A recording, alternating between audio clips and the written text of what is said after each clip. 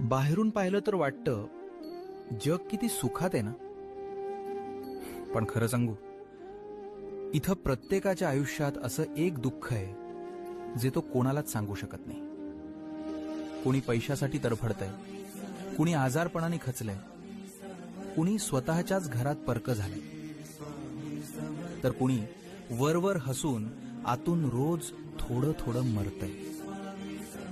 तुला वाटतं माझ्याच वाट्याला हे दुःख का? पण बाळा, या जगात कुणाचीच पाटी कोरी नाही. दिवसा जगाला हसवणारे चेहरे रात्री उशीत तोंड खुपसून कसे रडतात हे मला माहिती आहे.